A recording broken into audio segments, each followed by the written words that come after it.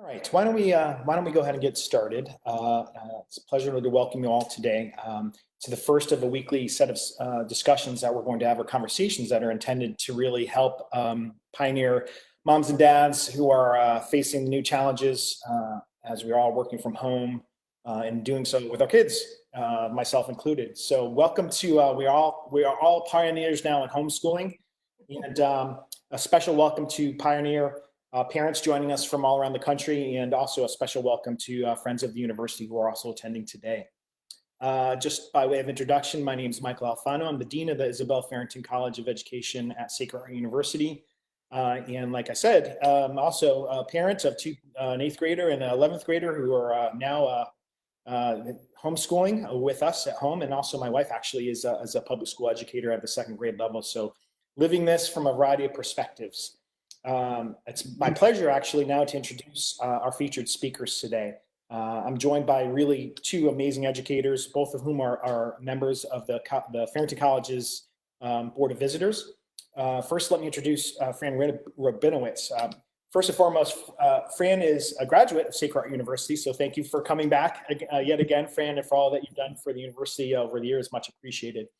But critical to this conversation, Fran is the executive director of the Connecticut Association of Public School Superintendents, and really for over 35 years, Fran has led the way in a variety of communities as a superintendent, State Department leader, among a host of other really senior level positions in the state.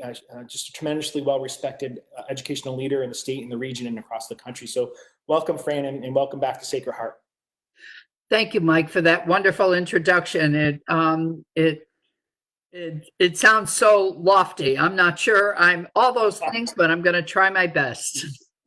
Well, thank you. It's also my pleasure to introduce Dr. Evelyn Russo, an educational leader in her own right. She is the director of curriculum and instruction and personnel for the Orange Public Schools.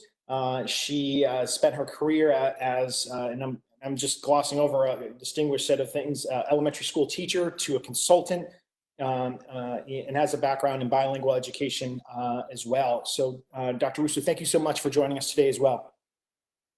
It's my pleasure. I hope I can help today. All right. So just to give folks who are watching just a set of kind of how we want to organize and structure the day today, we really want this to be a conversation between Evelyn and Fran. So in a few seconds here, I'm going to stop talking and let the two experts speak. So I have a few questions for them to sort of get folks going here. And then, of course, we're going to encourage people across the ether to get involved and post their questions and hopefully kind of turn this into some level of chat as we're moving through the conversation. At times, I might guide the conversation or pick things up in a certain direction based on the feedback we're getting from across the internet. So that's how we'll proceed here. And with that, Fran, if you don't mind, I'll start with you with a question. So you're an educational leader in the state, and obviously, like many of us, have had a very, very, very busy set of weeks here. So you're in contact literally with dozens of superintendents on a day-to-day basis. What advice do you want to give families as they're facing the challenge of educating their kids from home? Well, I want to begin by saying thank you to the parents who are so involved, and thank you to the teachers, because without both of them as partners in this, we would be nowhere. So I am incredibly appreciative of that. I am also appreciative of Sacred Heart University for doing this, because any way we can get the word out is incredibly important. I do believe that we are doing the best we can. And what I want to say to everyone is this is new for all of us. One of my dear friends and wonderful professional, Tom Mooney, who is a very top-notch educational attorney in the state, said to me a couple of weeks ago, Fran, perfect is the enemy of good. And I absolutely believe that. So to the parents and to the teachers, we're in this together. And I think we are all trying to do the very best that we all can. But frankly, I am in awe of some of what I've heard is going on out there already in terms of innovation, et cetera. I think we're the silver lining in this is we will be seeing some very new things on the educational landscape. Thanks. Thank you. Evelyn, as a director of curriculum instruction, I'm sure you're tasked really moment by moment to make sure that your teachers, your staff are working to get back to the cutting edge in terms of what they're doing instructionally. So that will entail, as Fran sort of alluded to, seeking out resources, new resources in some cases for our teachers and families and the students they're working with. So from that sort of resources perspective, what resources do you think are available, or could you recommend or talk to that are out there that might be of value to parents and families as they look to be teaching from home? Sure. The Connecticut State Department of Education shared various resources. And so the university has those resources. Those will be available to all parents. You can start really simple with a source like Khan Academy. And we were chuckling with one of the latest messages from Khan Academy from Jeremy, one of the marketing directors there. He's at home working with his children, and he explained it to be one of the roughest weeks of his life. And so we are reminded that just going back to basics and thinking about simple ways to acclimate to this whole process could really help. So just by starting with having schedules and routines in the home, successful teachers, before any learning comes into play, they've got successful routines in place. And so just with that one simple tip, setting up a place in the home for the work to be done, creating a family routine will just really help take a lot of the thinking and chaos and worrying. Also, deep breaths. As Fran said, we're all in this together. School districts are really attempting to launch stages of phases incrementally so that we can, as we launch, we can troubleshoot for the next launch and the next launch. And so patience, flexibility, schedules, routines, deep breaths, we can get through this, and we will. Great. Yeah, no, thank you. I think the idea of routine is so critical. And again, just even on a local personal level, it's kind of emerging, right? That getting into your schoolwork and kind of moving through the day from as much as structure as possible. And just to follow up really quickly, we'll make sure the resources that you've shared are publicly available on our website following today's live stream. So let me take a look at one of the questions that's come up here. So Susan from Milford, she has 3 kids at different grade levels and doesn't know where to look to get extra resources for a 6th grader, a 2nd grader, and a child in kindergarten. She's asking where can she go to find resources for these different age groups? So the resources that we shared, that the Connecticut State Department of Education shared with us, will have all that information for her, for the especially for the younger students. But then Khan Academy, and they're working on more resources for younger students as well. But that's a great place to start. It's very simple. It's easy. And just follow up on the routines and schedules. Think about expectations for home, just like you do at your job or at school. What do you expect, and how do you want to feel? Maybe even creating like a little charter at home. And I think Fran might even be able to speak to that part about all the emotions going on at home as we're trying to create schedules that work for everybody. But having that schedule and then using those resources during different times will help. I noticed she has a 6th grader. The 6th grader could really help out in schools. We have the buddy system, and we often have 6th graders working with kindergartners. So, I mean, that might be a little trickier at home, but always remembering, to keep humor involved. And it's a nice opportunity for an older sibling to help a younger sibling and just do their part to help out the family. And Evelyn, if I can just add, I think you've covered the landscape beautifully.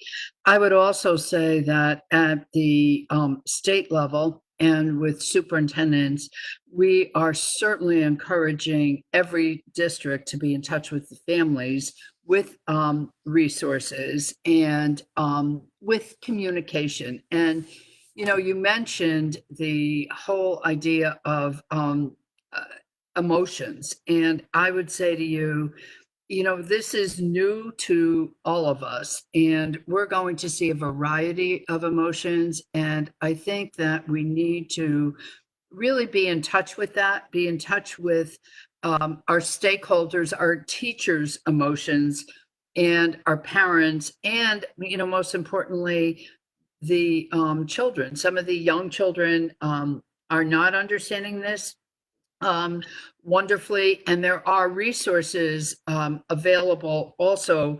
I've gotten a list of them, which I can send on to you on how to talk about this with your children. And because some children might be really frightened, and I think it's important that we take that time to speak with them, to let them express their feelings too. And during this time, you mentioned a charter, and this I've done a lot of work with Ruler, with Mark Brackett's Ruler program, and it's a social emotional development. And part of that program is developing a charter. And it says, so how do we want to feel, and how are we going to get there?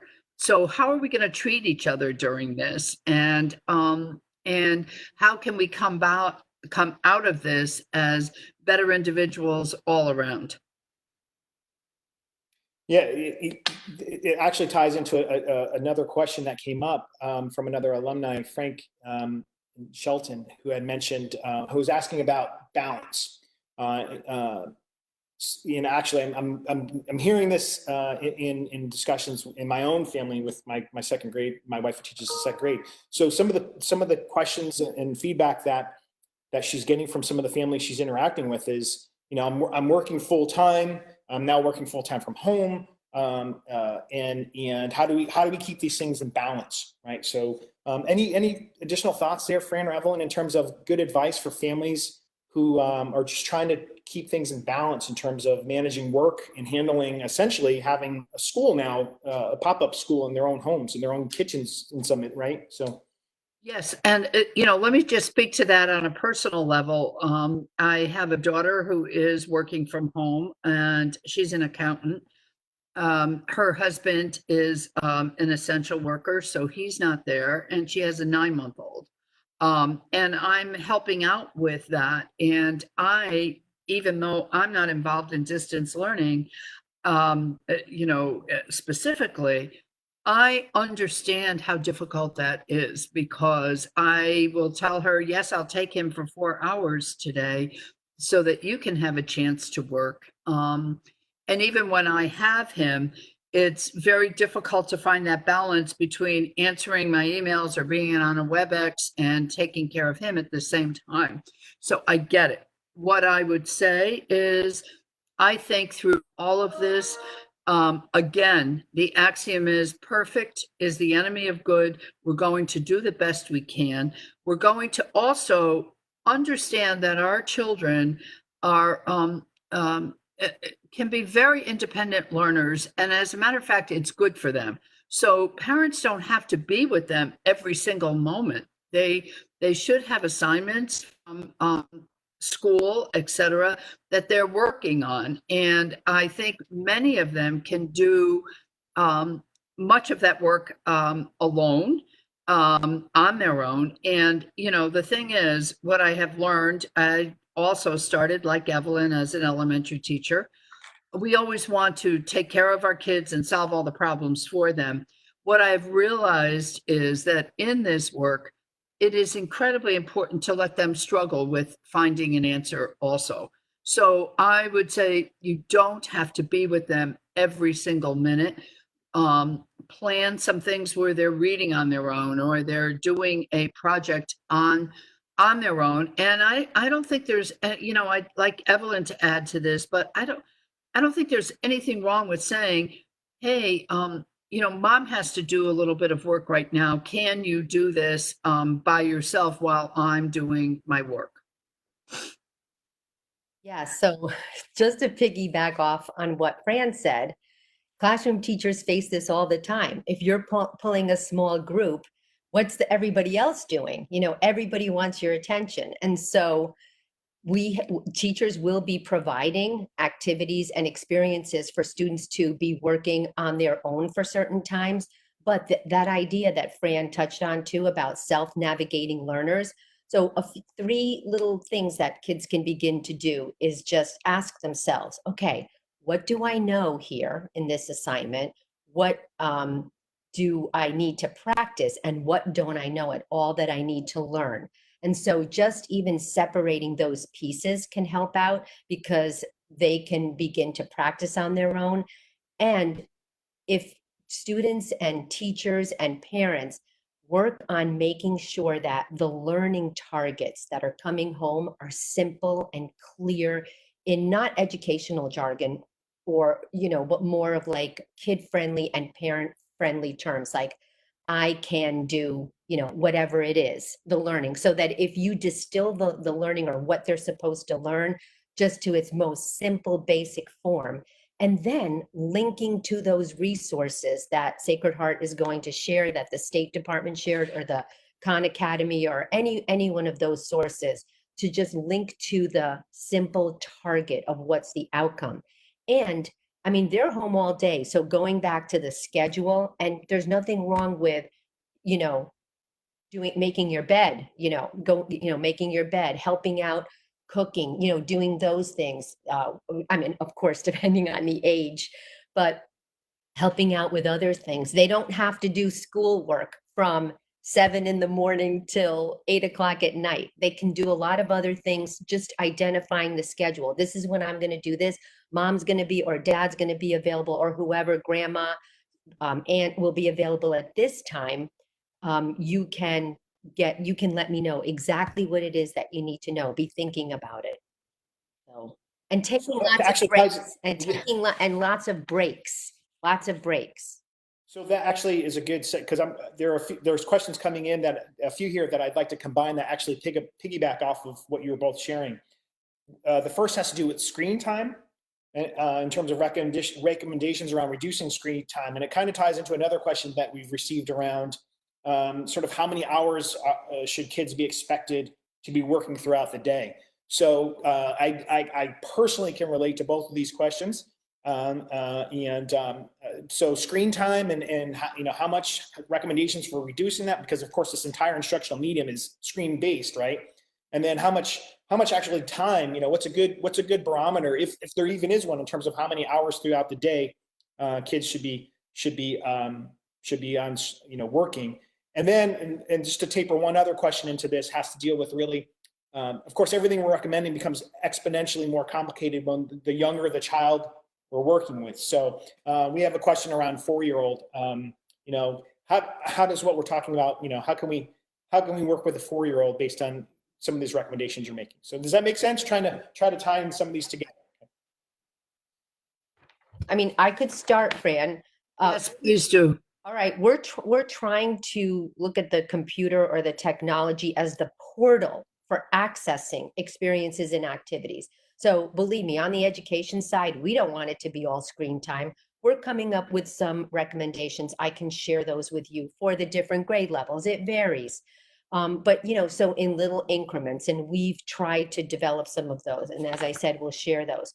These are challenges that we face, on a day-to-day basis, like homework. It takes some students more time to do homework than others. So we have to think about all those. That can be differentiated, the time, the rate of learning, an experience with a topic, all that increases or decreases the amount of time, but we don't want it to all be on the computer.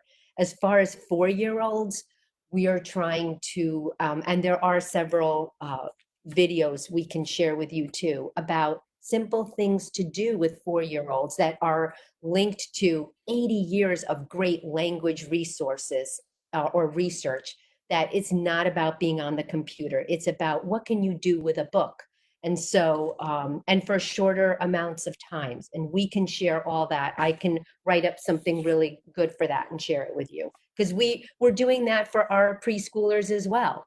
And I think Fran also alluded to the fact that we are all in this together and we can share our resources. So many school districts are working on this. We're trying to collaborate. So there's lots of great information. You can even go on public school websites and you can see what people are doing for some ideas.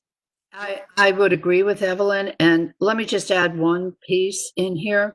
As I said, there's always a silver lining in this. And I do believe that with 4-year-olds in particular, we need to make it fun and let them play games, let them let them play in with the dollhouse or with other toys, and developing their oral language, being able to have them have conversations.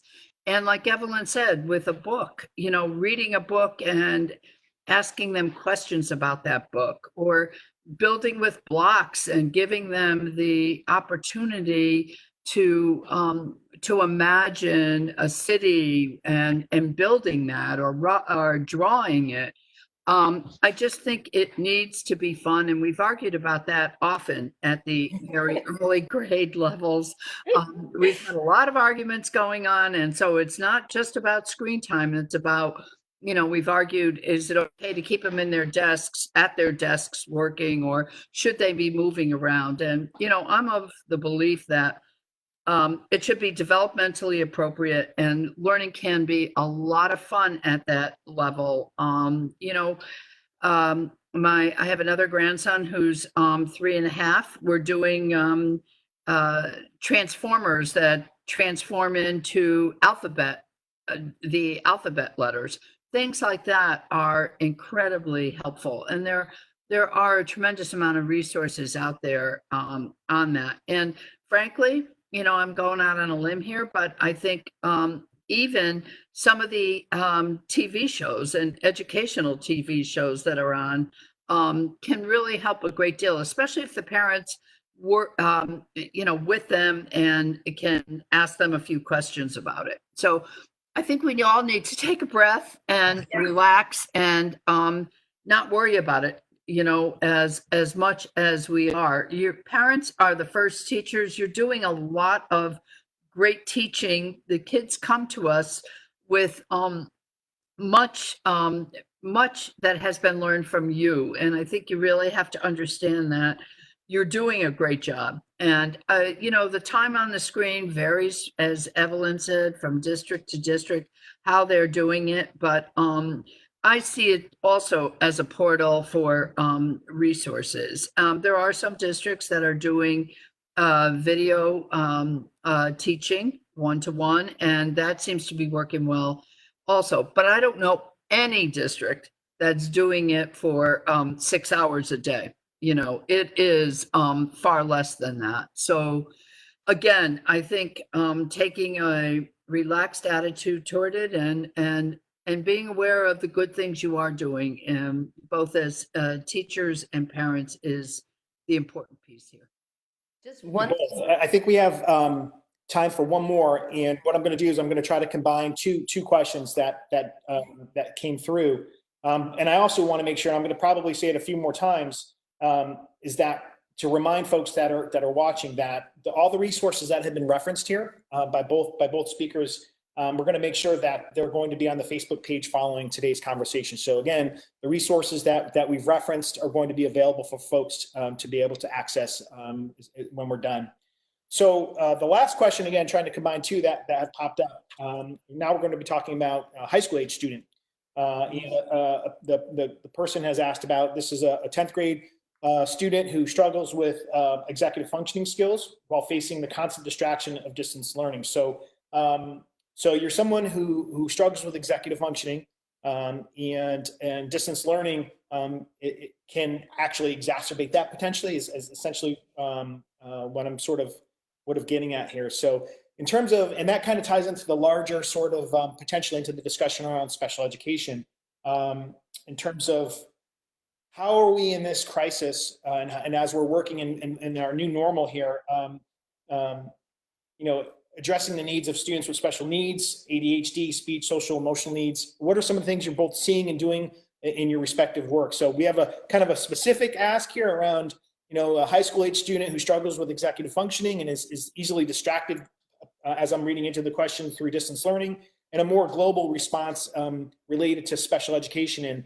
And given the medium that we're all working in now, how are we able to meet the needs of exceptional learners, for everything from ADHD to speech, social, emotional sorts of exceptionality? So hard question, I know, but we'll give it a shot. So can I begin with the macro level, at the state level?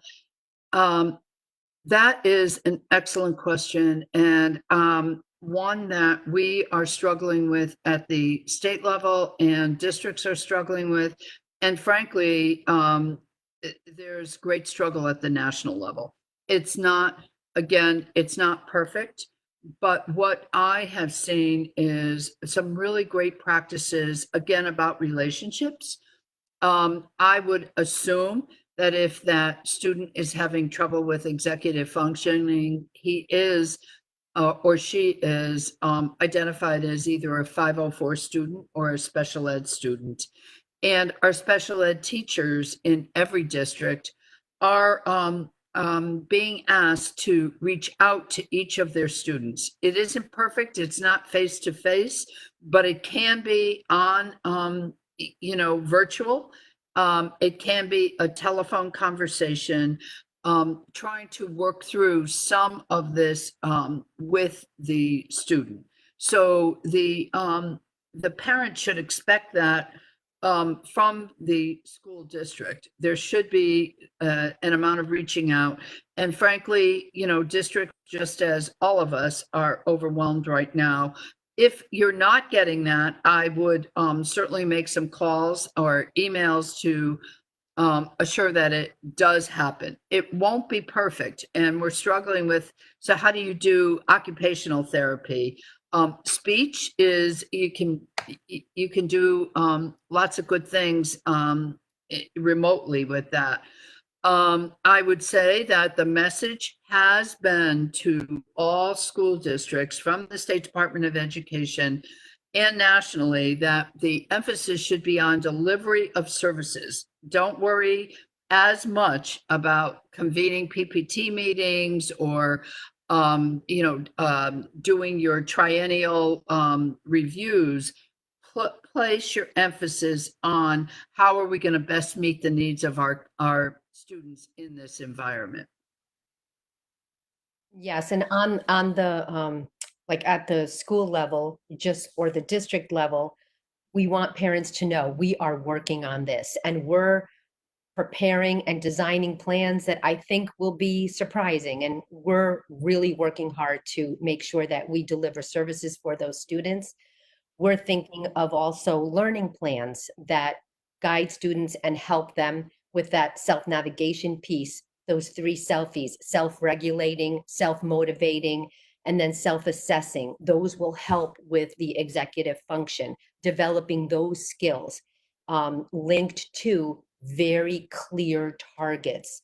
So I think that's also key, having those clear targets with linked resources, organized plans to help through those challenges with the executive functioning. And we do understand this is new for us. If you've got all these faces on the screen, it can be distracting. So it's also, once again, routines, developing expectations. Okay, this is a new virtual setting. What do we need to do in this virtual setting? And just really clearly creating expectations, setting those for everybody so that students learn and know, and teachers too, how to now work together in a new setting. And if those faces are distracting, there, with technology, we can maybe, take some of the faces away. We can use avatars we'll figure it out. We just have to do it. And as you do it, you learn. So we're all going to be learning, and we're going to troubleshoot. And as Fran said, if a student has a relationship with the teacher, which that's what we're working for, we can work through it and we can figure it out. Worst case scenario, you do some one-on-ones, then you like gradual release, 1 to 2, 1 to 3, build up as many people in the small group for that until, the student feels capable or can learn, can adjust and grow in that area. That's a great place to end in terms of we're still learning. We're all in this together.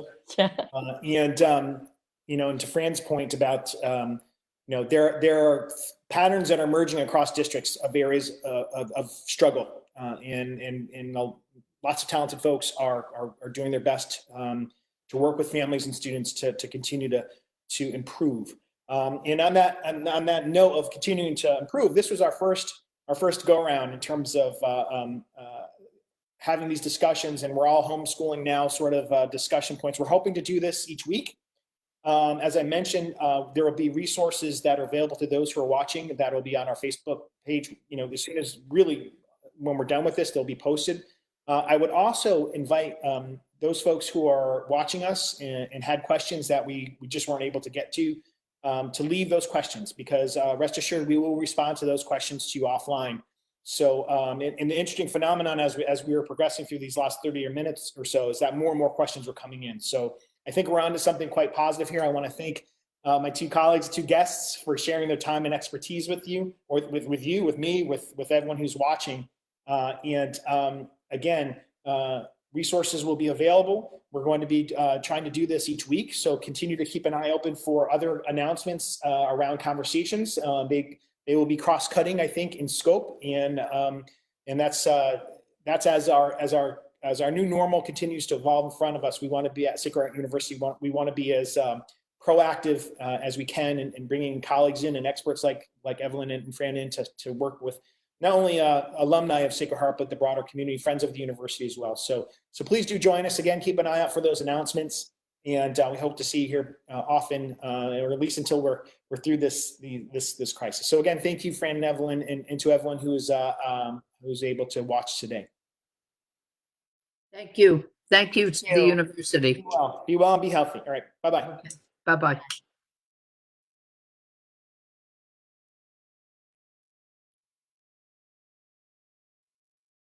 Thank you both for being with us. Oh my Thank gosh. you, Evelyn. It was a pleasure to do it with you.